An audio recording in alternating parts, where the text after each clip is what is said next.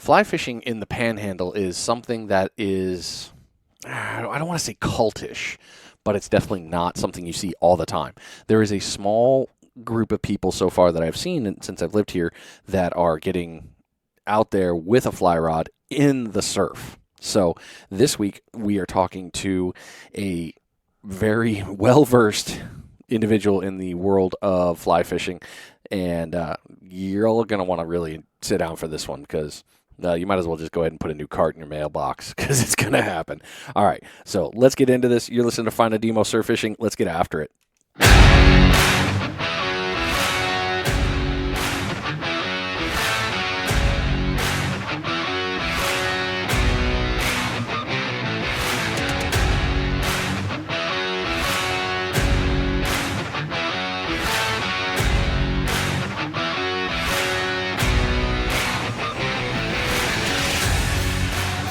Oh, it's always pumping me up. Oh, I love it. I love it. I love it. I love it. It's going to be real fun. And man, it's good just to be recording. Welcome to another good week, another episode. I hope you're doing well wherever you are, and I really hope you're on the beach with a line in the water. Hey, if you're in the car or at the gym, keep doing the good things you're doing. Hopefully I'm going to help you get through. So like I was saying, everybody, we're going to be talking to a very well-versed individual in the fly fishing world. So without further ado, we are going to be speaking with Mr. Larry Grossman, also known as the Grumpy Panhandle Fisherman. Good afternoon, sir. Welcome to the show. Thank you so much. Mr. Brian Demo, how are you? And thanks for having me on. Oh, man, I'm just glad to be here. Every day. Yeah, every day. Yes. It's funny, too, for us because I bumped into you at the beach at Opal. You were out fishing, and it just, happened to be a conversation. It's like, this is really cool. I didn't know you knew about me, and I had only heard about you through, the chats and stuff and seen you commenting. And then it turns out, it's like, oh, well, you do fly fishing. I was like, this is great. Then the more I started learning about you and the more I've hung out around you and talked around you, it's like, dude, you're more than just a fly fisherman. You've been doing this for years. It's been a long career in the fly fishing world, with some time off. But that craze started for me back in 1983 is when I got into the fly fishing. Jeez. Yeah, that was actually a really cool day when I met you guys at the beach, because I think I had just watched your Panhandle Fishing Report show twice, I think, and by chance, my wife and myself just wanted to go down to Pensacola Beach somewhere, and I was pretty new to the area and just wanted to go down and check out Bayside with the fly rod, walk around, kind of start getting familiar with the area. And there you guys were in the parking lot, which I was like, hey, those are the guys, man. That's Smitty and Demo. I'm going to go over and say hi. And that was when I met you. It was, as long as I've been in the fishing world, it was still really cool to meet you guys. Oh, man. It was so cool to meet you. I mean, and like you said, you just got here, so that made it even better. It was like, this is great. I mean, it was the perfect premise of everything Mike and I ever hoped for with that report, is to run into people and have conversations with them and just meet people. I don't know, not really attention whores per se, but we really just want to meet people. It was funny because I kind of snuck up on you guys and I was like, hey, and you kind of looked at me like, who's this guy? And I was like, you guys do the Panhandle Fishing Report. And then you guys lit up and it went from there. It was great. I mean, I don't try to do hey, are you this guy? What? No. Who are you? You're the guys. The guys. Yep.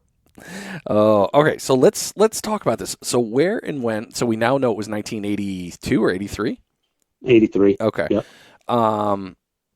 So in where did you start fly fishing?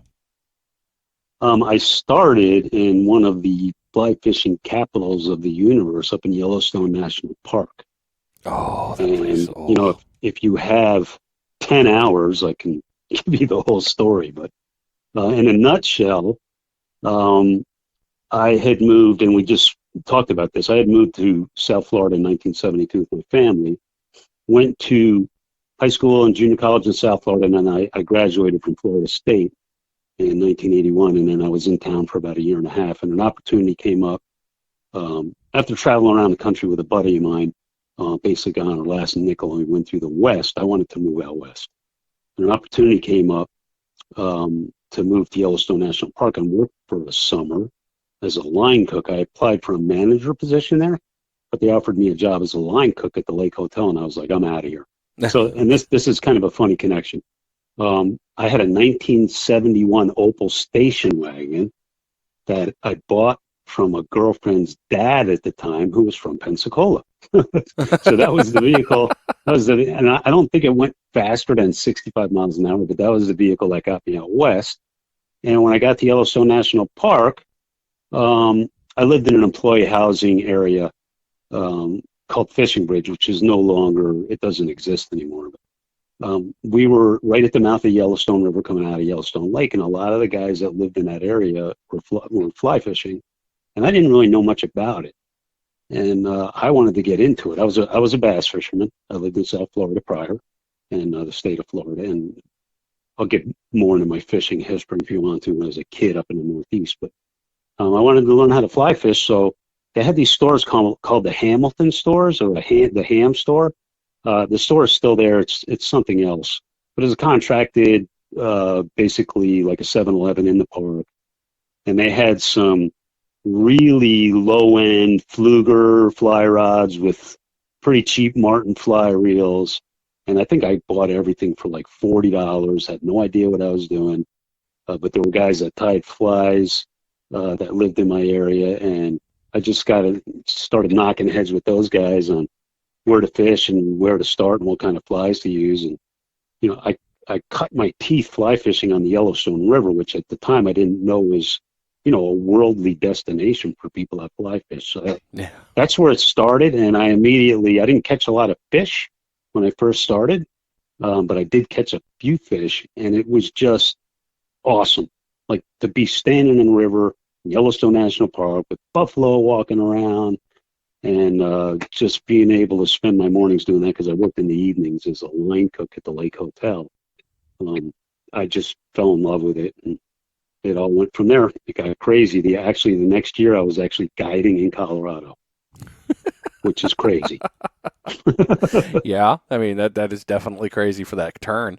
But I mean, Yes. like you said, it's funny you bring it up though.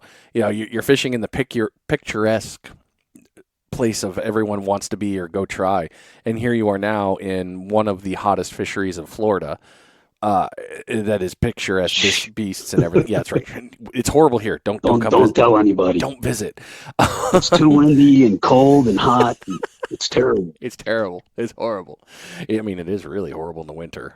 Yeah, I'll give it that. But you've gone from these huge name places to go, and you started your fly fishing journey right at like Daytona, essentially, of the NASCAR world. You started at the one monster place, and it just got better as you went into Colorado.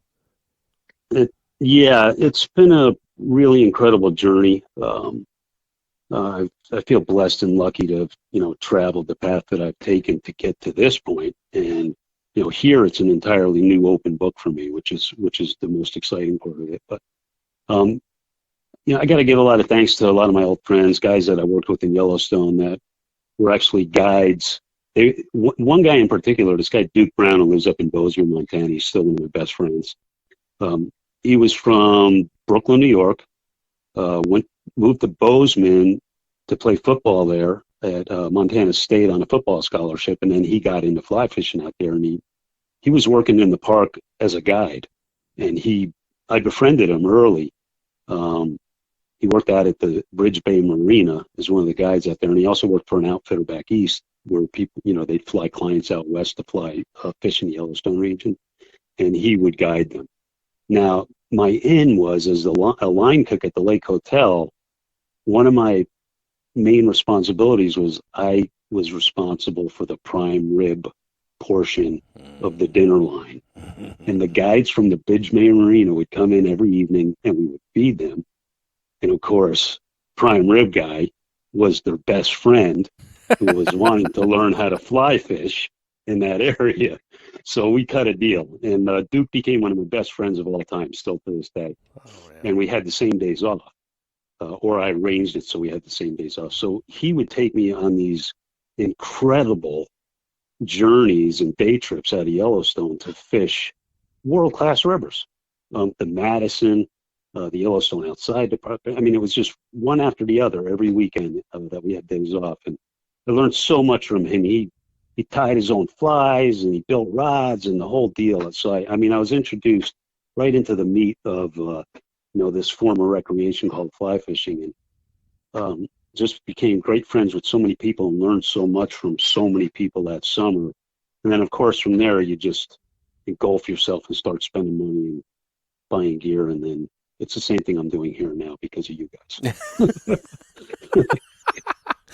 But not fly fishing. I mean, I'm sorry. I've already got that stuff. Yeah, you're covered there for sure. Yes. Oh boy.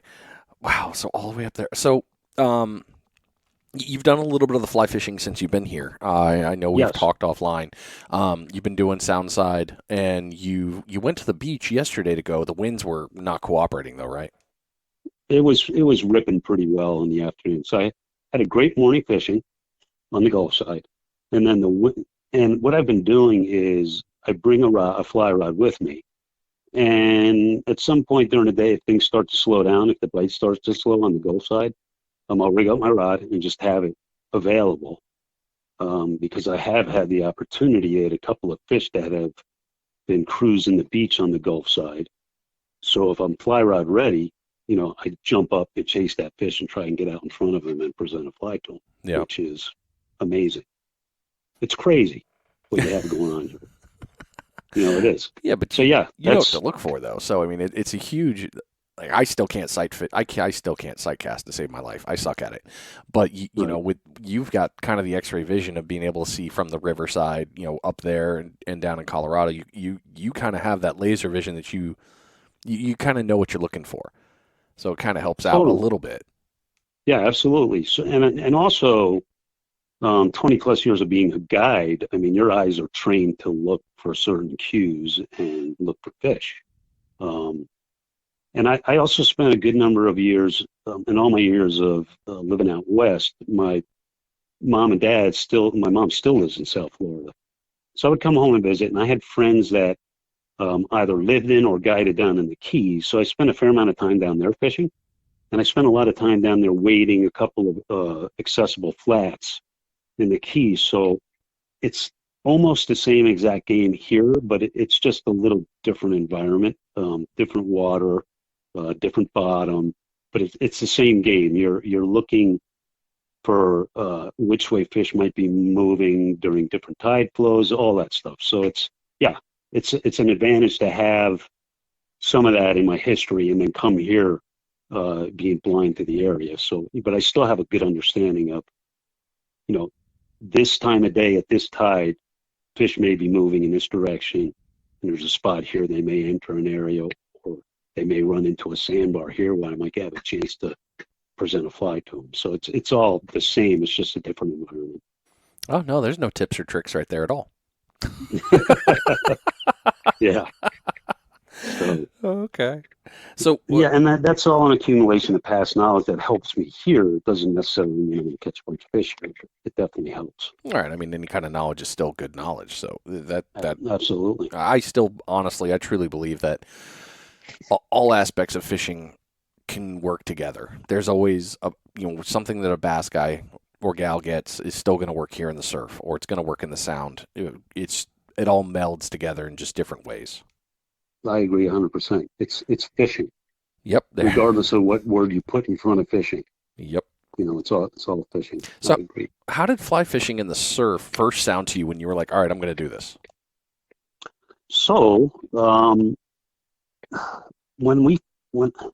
my wife was from Pensacola, and when we, prior to being married, we made a few trips back here to Pensacola to visit her mom. Her mom was in her late 80s at the time.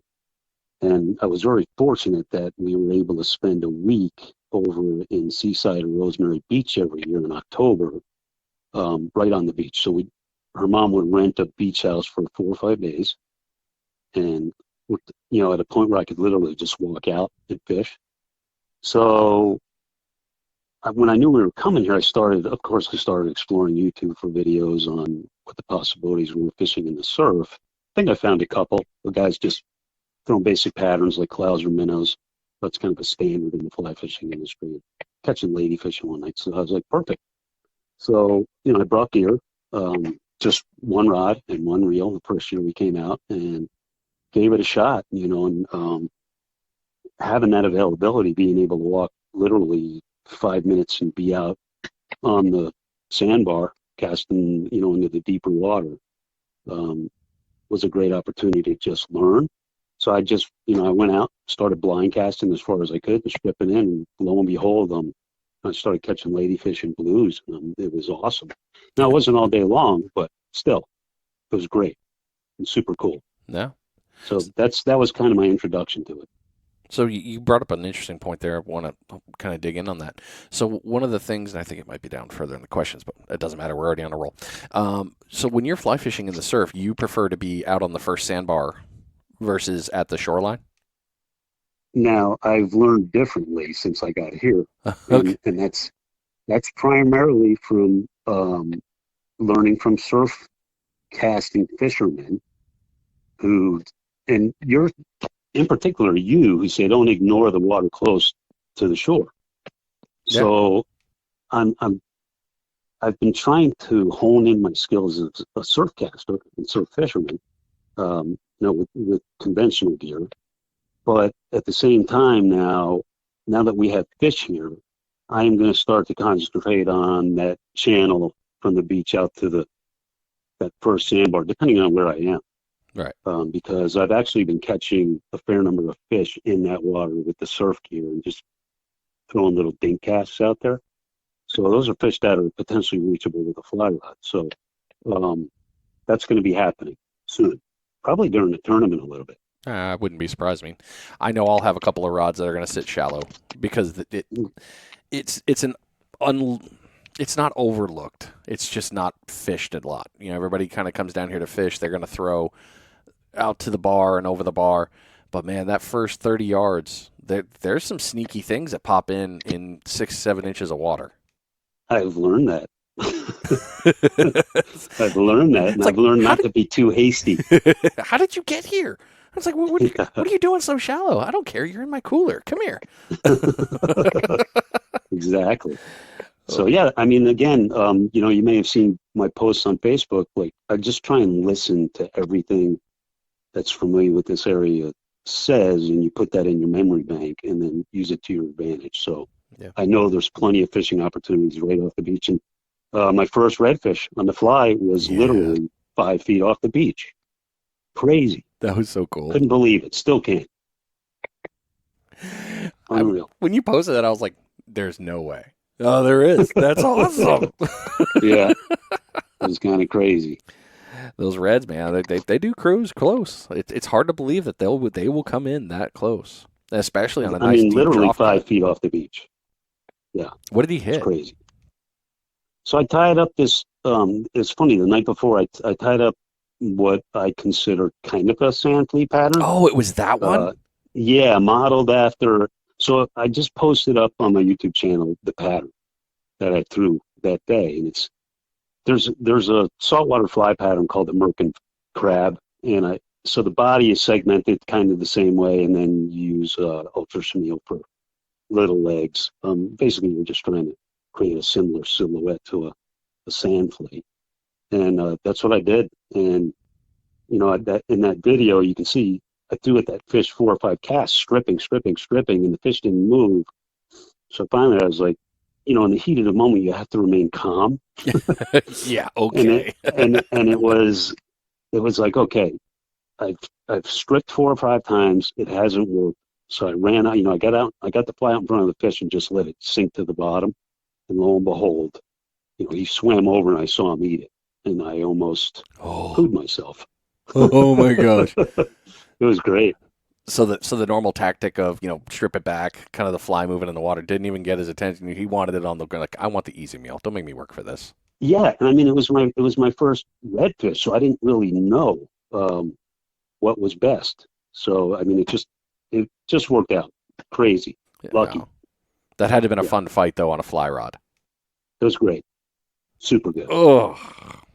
Yeah, I mean because there's a whole nother portion of the fight when you're fighting a fish on a fly rod where typically you've got a bunch of freestanding line in the water at your feet that you have to allow that fish to strip out until you can get what's called get the fish on the reel, Yeah. and then you can fight them on the reel. But there's a little more line management, problem solving, typically with a fly rod, especially with a big fish. I can Because imagine. they can take off in a hurry, and then it turns into a big mess sometimes. So, but that one just worked out. Luck. I mean, the way you're talking about this, the only thing my brain is going to is a giant salmon. Just like, oh, thank you. Yeah, yeah, kind of, sort of. So, So, what do you see as a big difference for fly fishing between the surf and other areas like freshwater or streams? freshwater streams, rivers, typically you target an area because that's where the fish hold and that's where they live. And as the water cycles change in rivers and streams from winter conditions in the spring runoff, settling down in the summer, and then the river dropping back down in the fall, when you're around it enough, you realize that the fish move typically, and a lot of that has to do with insect life and insect cycles on the rivers and streams. Okay. But after a while, you can target specific areas, and that's where those fish are going to most likely be. So, and then when you get to the surf, I mean, find a spot that looks like it may have fish that are going to be traveling through that area.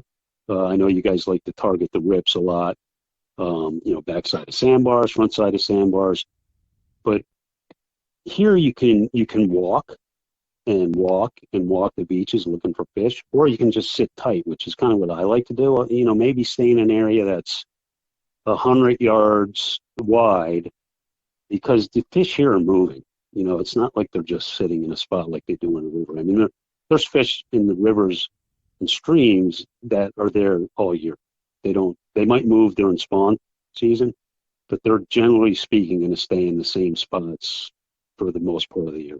For here, they never sit still. They're always moving. So let the fish come to you here is my theory, without wearing yourself out. Makes a lot of That sense. makes sense. Oh, it does. Yeah. Because I'm not by any way, I'm the son of a fly fisherman, and I know nothing of it, unfortunately. He died before I could learn it. But I do remember some of the things I was taught was, with the rivers, you're looking for that rock where that trout or salmon, he's going to hide behind it to do the little slide swipe to the right or to the left to be able to get that bug. So I could see, with that one, and then with our mentality on rips, it's almost the same thing. The current is just one big rock, and that fish is just going to hang out on the edge, like, what you got? Oh, there it is, and come and get it. That's true. And that, it's funny you said that, because I haven't thought of it that way, but that is true. Yes, I'm ahead of the game. Yeah, you are. But the fish want to sit in a spot where they don't have to do a lot of work, but they still have a lot of food opportunities coming by them. So that's why they'll be behind rocks, or they'll be right on the bottom of the river, where the bottom of the river is creating drag and slowing the river down in that specific spot. But they still have fast current coming by. It's carrying a ton of insects and food. So yeah, you are ahead of the game. Now, if I could just, I'm not saying I'm going to put a rock out where a rip is. That's a great idea, actually. A little marker. Yeah, let's start. There it is. Absolutely. Oh, man. That's start chucking some giant boulders in the rips. You crush. I mean, I'm not saying, like, the National Seashore is like, what you doing? Nothing? You saw nothing? Go. You need to just leave me alone. Let me do my thing. Yeah, what are you doing with that front end loader? Oh, it's going to be bad on so many levels. Oh, man. Oh, new sound. Ladies and gentlemen, sweet. You hear that sound? That means it is bait check time. That's right. It has been enough time for you to go check that bait. So if you haven't done so, and if your heart rates come back down and you're not having a heart attack, but when you hear that sound, that's right. That is now the bait check sound. That is now the bait check alarm. So bring that line in and check it out. Make sure you got good bait on there. Pause this, come back to it. It'll be there. And get that line back out and get back to fishing. But yeah, bait check. That's great. Thank you. You get to be the first one to use it. That's really fitting. It makes me feel good. I like it. Damn, it actually got me a little like, ooh, where's the reel? And I'm the one to push the button. That's great. Yeah, I started running outside looking for a rod bending. I didn't realize how hard it would be to make that sound. I mean, That's great. it took forever. All right, sorry. As I digress. So what makes a good fly for using in the surf? It's going to be some type, anything that imitates the actual food sources. But general rule of thumb, small bait fish. Something that's fairly easy to cast. We don't want to be throwing gigantic flies with heavy rods in the wind because then you're asking for trouble. So basically, the go-to has always been the Klauser Minnow. It's a very simple pattern to tie, but it's probably the single most effective fly you can use in saltwater.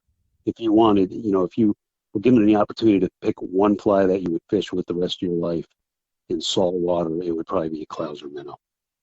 In white and chartreuse, kind of the standard. But I tie them in different colors. But yeah, unfortunately I've been experimenting with a bunch of other stuff since I got here. So I'm trying to come up with the perfect sand flea pattern, and I'm poaching ideas off of YouTube and whatnot. There's some pretty cool stuff out there. It's one of the best things about YouTube. It's great. It's a great place to get good knowledge and bad. But I mean, it's if you want to learn how to do something, just pull it up and be like, all right, what am I going to do with this? Yeah, it's good. Yeah, you can get some great ideas there.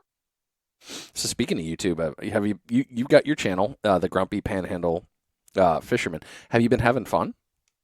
Yeah, it's a lot of fun. I think I don't look at it as a career move. I'm an old guy now. I'm in my mid 60s, but it's fun to document stuff and then share information. I don't have a huge following, but I think there's 150 followers. But if you're putting up information that's helping other people catch fish or learn how to do things, I think it's awesome. I don't want to. All the things I've learned in my, I've been fishing my entire life, but been in the fly fishing world for roughly 40 years at this point. So, I mean, if there's information that I can put out there to help people instead of like taking it to the grave with me, where it does nobody any good, I think it's cool. Plus, it's fun. Yeah, I mean, it creates good memories for me. So when I start, losing my mind, I can always click on my YouTube channel and eating my smashed carrots and say, "Yep, that was me." Yeah, exactly. It's fun. That's you said one of the few things, and I say it on the podcast all the time. If I help one person, then I did this right.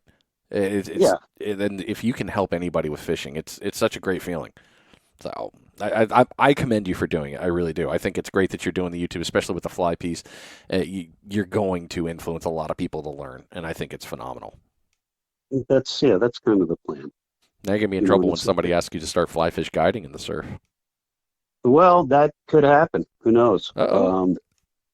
Yeah, I mean, there's a chance that could happen eventually. I wouldn't look at doing it, 5, 6, 7 days a week, but I love it.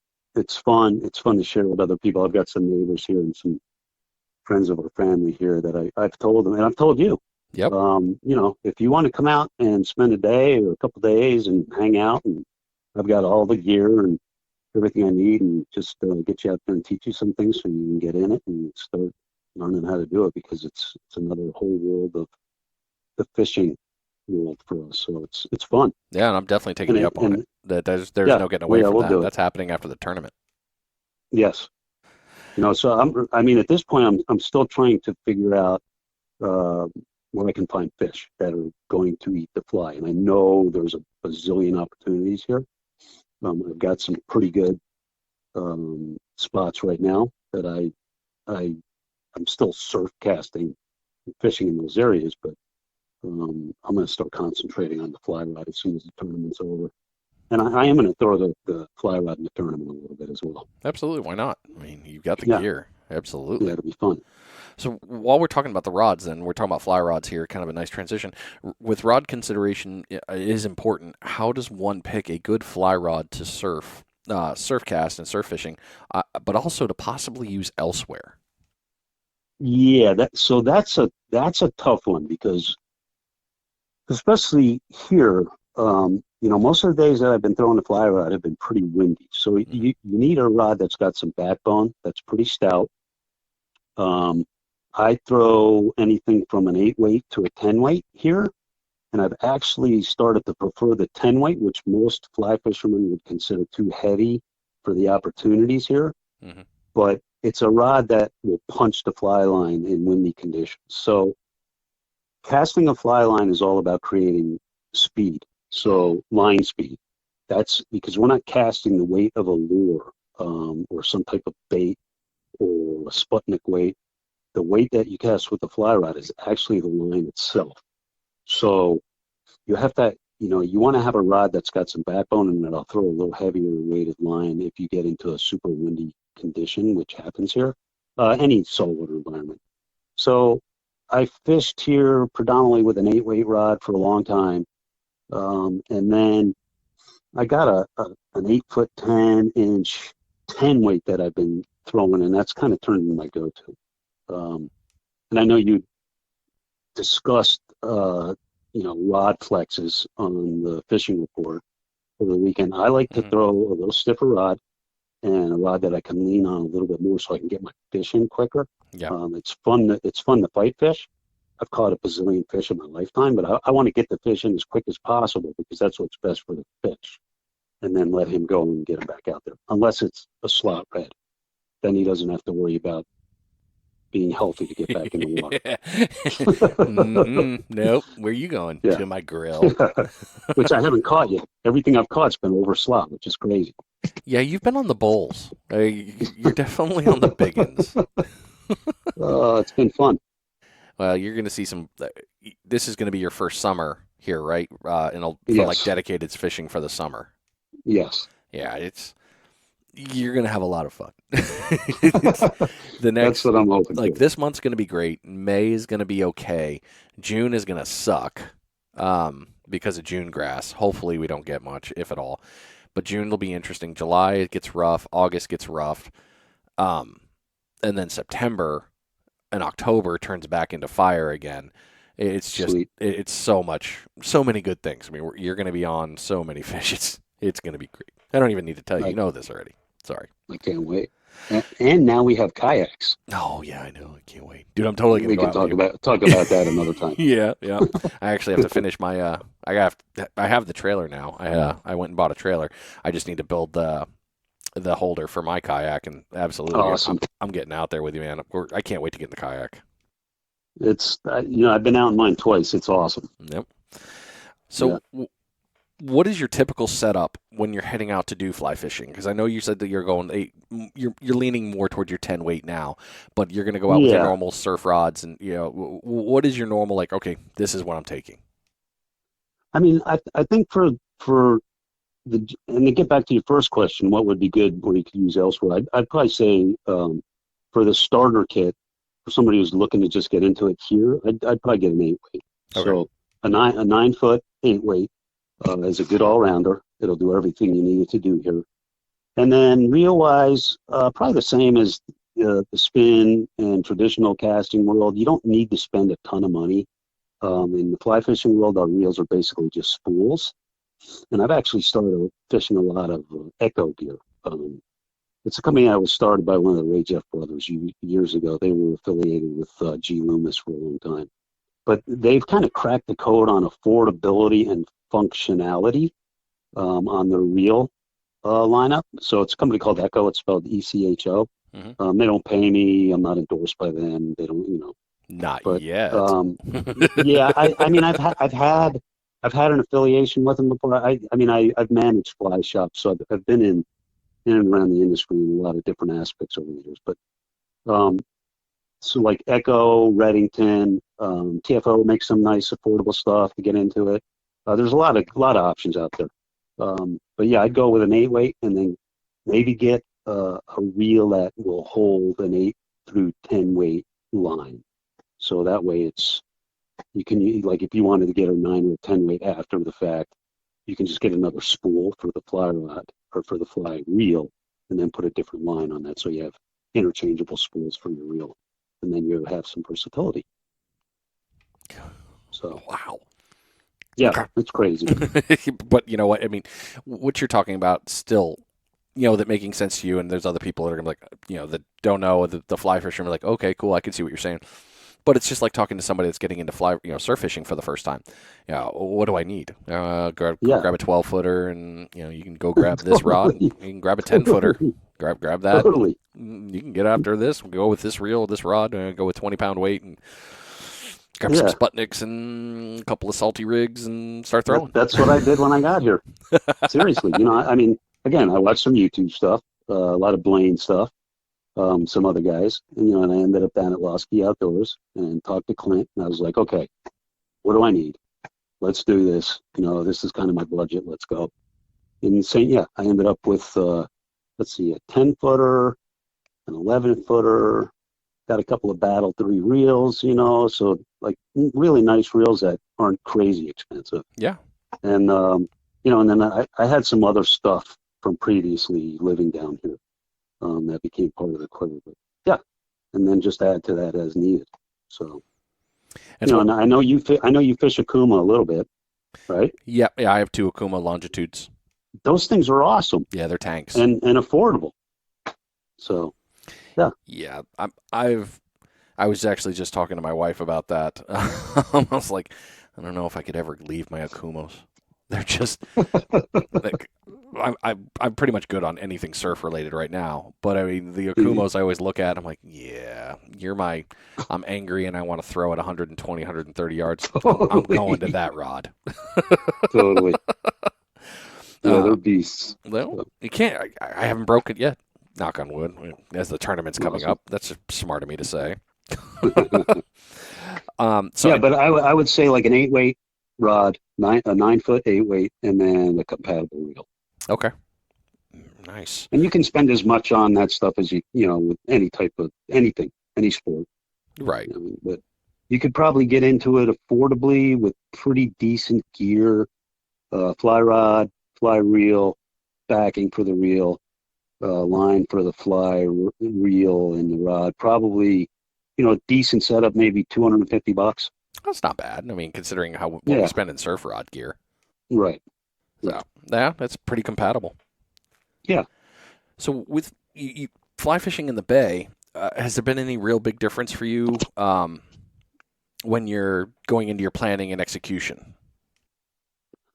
Boy, I've been getting my butt kicked over there. I just haven't seen fish yet. I haven't been there at the right time. I know the fish are there. But basically, I got here at the worst time of the year back in December, right around New Year's. Is when I got here. You did come in at probably the saddest time of our fishing. Yes. So, but I committed to going to as many places as I could and walking. Whether I saw fish or not, walking miles at a time with shoreline on the bayside and getting familiar with what's out there. So, again, I've really tried to improve my surf fishing, which I've done dramatically, I think. I actually have some confidence now in a little bit of what I'm doing. Not the greatest, but I've caught plenty of fish, and I'm not tired of eating pompano yet. So, but bayside fly fishing. Here, I've been getting crushed, but I just haven't had the opportunity. So I know they're coming. I'm familiar with a lot of the areas close by here, and I know pretty much where I'm going to start spending a lot more time as soon as we get into next week. And you're welcome to come along. So. Hey, I'm already starting to schedule my work things around this already. I've already had that conversation with my wife. It might be time to start slowing down work and go fish more. Surprisingly, she's very supportive, so I'm all for that. Good. So why is it you think that fly fishing hasn't exploded in the surf? I think it's too intimidating. That's a good point. Real good point. Yeah. You have to be a good, I'm not going to even say like decent. You have to be a good fly caster to be able to toss. If you can throw 70, 80 feet of line, then you're going to be able to catch some fish. But that is I think people are probably intimidated. And that takes a little bit of time to learn. It's not just a standard fly cast. You're doing what's called a lot of double hauling, which is basically a technique that increases line speed that allows you to cast farther. Um, but yeah, the techniques, the basic techniques of fly casting have to be perfected if you want to have success fishing out in the salt water. You can get away with it in small streams and rivers because you really don't have to overhand cast. When you're learning, you can do what's called roll casting with a nymph. So you're just basically flipping the line over and letting the line drift down the river. And then you allow the moving water in the river to create tension on the rod tip, which allows you to just flip the line back up river. Here, you've got to be able to cast. So that's probably the number one reason would be people are intimidated and maybe a little bit overwhelmed with what it takes to get to that point. But you can get there pretty quick because you can practice casting in your front yard. Okay. So I'm yeah, I'm going to throw a ski analogy because I know you're a ski guy. yeah, It's kind of like the skiing and snowboarding. One is easy to learn, but a pain in the ass to master. But the other one is hard to learn, but it's easy to master. true. Oh, yeah. So I could see being, you talk 70, 80 feet of line, and people are like, that's not far. But on that, I mean, how heavy is a fly? Flies are very light. I mean, we're talking quarter ounce, half ounce, if Yeah, that. right. So I mean, try and envision throwing a overcooked spaghetti noodle with a fly on the end of it 70 feet. That is a great analogy. Yeah, with a long, flimsy rod, you know. So it's all timing. It's timing and technique. And there's one of the things I took pride in when I was guiding and teaching people how to fly fish was my ability to teach them how to cast a fly, and how to cast a fly rod. And if you simplify it, I've listened to so many guides and instructors over the years make it way too complicated for their students. If you can just give them two or three things to think about when you're teaching them, they'll pick it up pretty quick and get a good understanding of how the fly rod works and how to get that line moving in the direction you want it to go. So, Nice. Okay. yeah, So keep it simple. that is a key to so many things in life. Yes, What do you think is the hard? including life. Keep Oh, it simple. yes, yes. What do you think the hardest aspect of fly fishing is? Learning to cast. Okay. Um, and then, I mean, in the river world, you have to learn the insects as well. So the entomology part of it. But you can still even a blind squirrel can find an acorn every once in a while. Yep. So I mean, as long as you're out there throwing flies, you have a chance. But you've got to be able to. We used to have a saying when I would fish with my friends down in the Keys. You got to show them the food, otherwise you don't have a chance. So probably being able to cast and present a fly properly here, especially in this environment. That speaking of that, there's something I picked up, and I know it's not scripted here, so I'm going to ask it anyway because it pertains. One of the things that I kind of picked up early on fly fishing younger was, you get your pattern, you get it out to kind of where you want it, and when you're getting it out, you let it sit and let it do its thing. Because hopefully Right. that trout or that salmon is looking up and they're like, oh, hey, it's back. And it goes right for it. But here in the surf, my brain tells me, okay, cool, you can do that action. It's not going to care because it's got the attention span of a newt. um, but it sees it in one part for the surface. Yeah, that's fine. But it actually has to hit the water and sink and get to it in some form of fashion of movement to be like, oh, hey, I want that to eat it. Yes, Is that kind of what you're seeing so far with what you've been really picking up here? absolutely. And that's a good point. Because the fish that the redfish I was able to catch, it was because my it sank. And I fish, all my fly lines that I have here are floating. They make, a bazillion fly lines. Some that float, some that are intermediate sinkers, some that sink fast. I think most of the fishing that I do here is going to be predominantly on flat, so I don't need a fly line that's going to sink, but they make leaders that do the same thing. So you can buy leaders that have some mass and weight to them.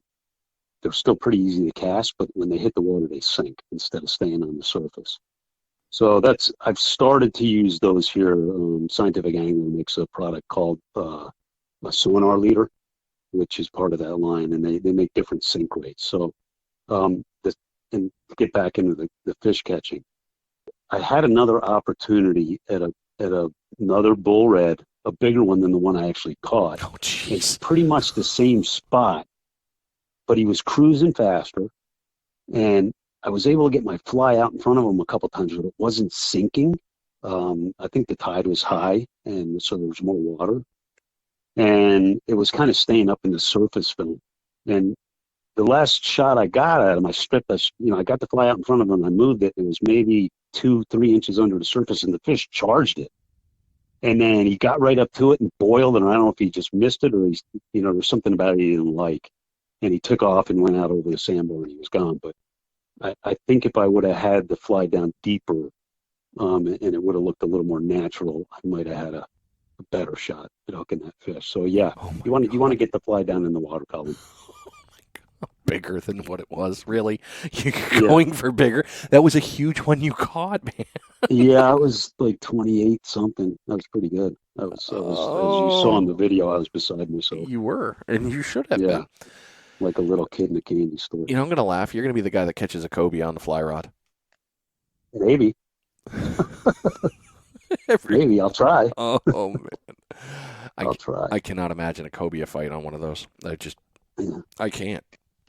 yeah. Anybody That's listening to this is probably like, wow. well, I mean, and that's what's so amazing about this place and the opportunities. You don't know what's going to swim by. But you need to be at the spot and be prepared for when it happens. So that's what's so cool about it here. Yeah. Who knows what's going to come swimming by or lurking? Just be ready when it happens. My Be prepared and don't panic. Don't panic. Don't let the adrenaline That's the take hard over part. like it does every time. Yeah.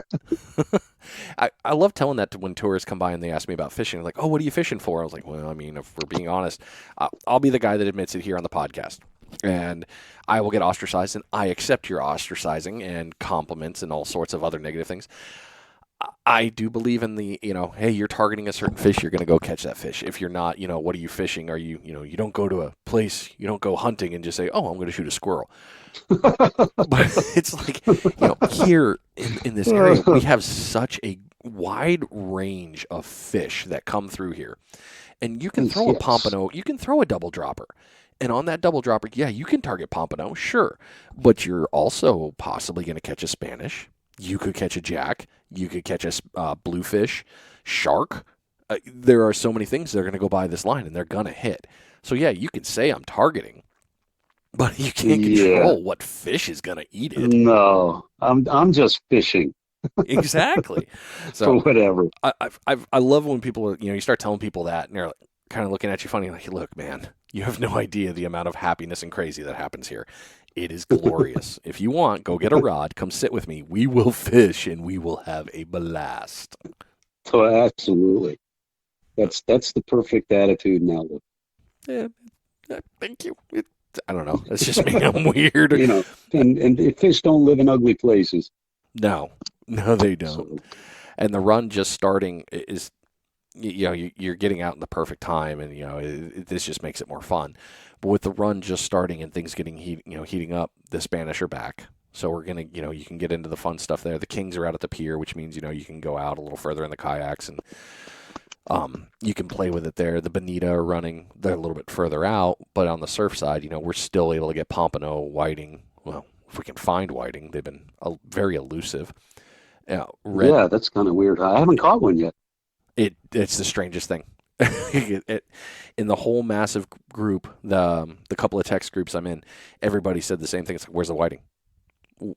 Hmm. You can go out, and more often than not, you get out there and you're going to probably get 5, 6 whiting, no problem. You don't have to worry about getting skunked because the whiting are going to take care of you. This year, no. I don't think the last whiting I caught was probably in February, Hmm. which is horribly odd for me alone, but That's this a whole long zone. time ago. Yeah. Yeah, I mean, Tony Fagioni from Fishgum, he just got one, a couple of really good tank ones, and he's had a pretty interesting way to get them. He's had to go to the pier a few times, but it's just been very different for us in the fishery. It hasn't been the same, same by any way, shape, or form. It's almost it's disconcerting is a good word for it. Yeah, I'll bet. Are there any theories why, or I have none. I wish I well, can't. that's the best policy. Yeah, I'm just gonna stay neutral and say I don't know. Yeah, I really wish I had an idea, but yeah, I mean they're not. They're a very sustainable fish, and they're a very good fish. So it's just been a little weird. I'm hoping it's just they're coming. Maybe they just went up yeah, inshore and hid. yeah. But we'll find They, out. they heard the grumpy panhandle fisherman was coming to town, so they've delayed their arrival. Yeah, that's fair. I mean, there's some weird guy with a fly rod. Who's this guy? I'm not coming out yet. Uh, Oh, there it is, folks. It is your second bait check time. It has been 25 minutes. So I always check it at 25. You can. It's up to you. Another bait check. Make sure you get it in there. Check your bait. Make sure it's good. Refresh it if you need to. Go catch those fishies. When scouting for your new areas here to throw, what are you looking for? I am looking for transitions of grass in the sand Okay. more than anything. It's similar to what I would do down in South Florida or in the Keys. So yeah, I mean, you're looking for spots where or maybe deeper water that comes abruptly up into shallows or flats. So because you're visually looking for the fish, you're sight fishing.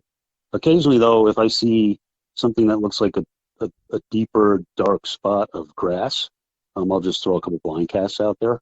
Right now, I'm just kind of banging my head on the wall when I'm doing that stuff, but you never know. So, again, I listen to a lot of information on a lot of different channels and a lot of different people, and I know that the trout, redfish have a tendency to sit in the deeper holes. If there's cover or if there's some kind of grass in there. So, I'm still trying to learn that part of the game here, but yeah, transitions, points are key. I've learned in a couple areas that I like to frequent fairly often that if you have deep blue water that moves up into a point, especially if it's kind of abrupt, the fish, if they're cruising along, they're going to hit that point. So it's the same for any type of fishing, but just kind of look for spots where just like a normal travel path for fish is going to be interrupted where you may have a shot to throw a fly at them. Okay. So if that makes sense. Yeah, it does. Actually, speaking Yeah. of that, I'll talk to you after the show, but I got a place I want to take you for inshore or for some trout. I got an idea. I want to take you to. You think you're Okay. gonna like it? Yeah, twist my arm. What would you recommend to someone that has never fly fished before they buy any piece of gear? Kind of a standard, but I would suggest finding some rods in a shop. Much like the demo day you guys had, that was awesome to have all these different companies there and be able to get out and cast all these different rods. And then everybody's going to have a different taste, but go to a shop, whatever your favorite shop is. We don't have a huge selection here in the Pensacola area, but find a shop that's got some rods and cast some.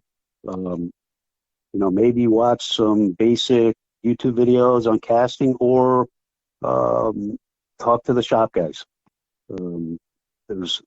I'm not really familiar with if anybody's got. So here's a great resource here. When I got here, I immediately joined the Fly Fishers of Northwest Florida group, and they meet here in Pensacola. There's a park. I can literally ride my bike to the park over here. It's over by the Graffiti Bridge in Pensacola. But you can get onto that group, and they do second Saturday of every month, and you don't have to be a member, but they meet in the morning over in this park, and I forget what the name of the park is, sorry. And they cast, and they have a bunch of rods out there, and you can just go out there and cast, and it's a super cool bunch of guys. A lot of guys that have been doing it for a long time that travel around the world and fly fish, but super helpful. They do fly tying sessions there as well, a couple times a month.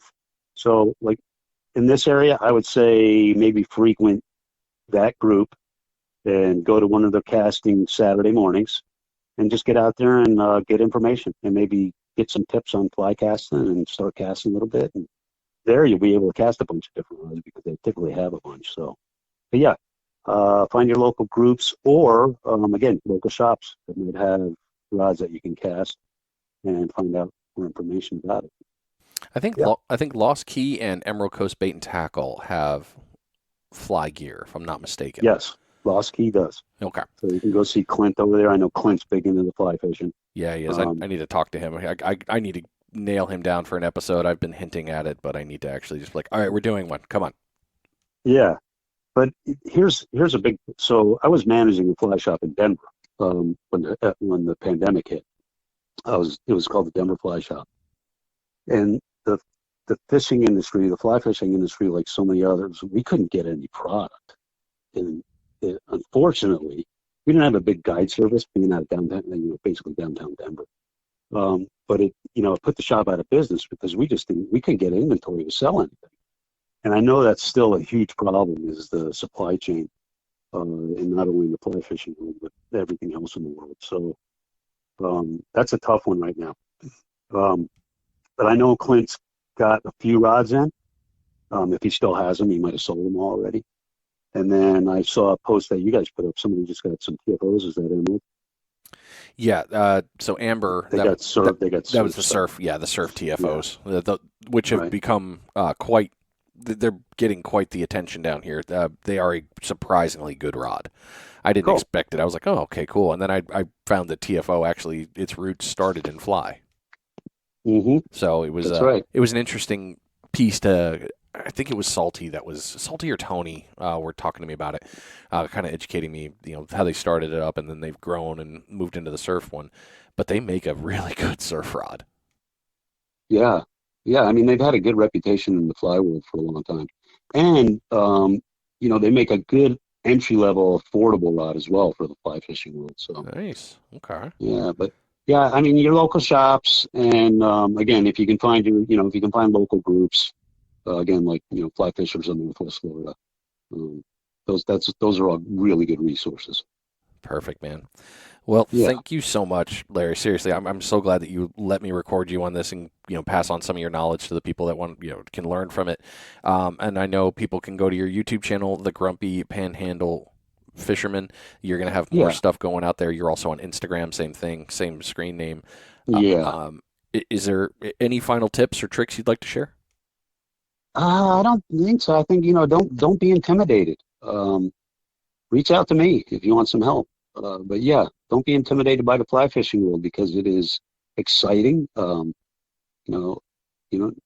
not a bunch of snobby fly fishing guys, although those guys are out there. I consider myself, and there's probably people that I know out west that are like, oh my God, he's throwing standard equipment out there. But yeah, I mean, I'm a fisherman, so get involved, go get a fly rod, go check it out.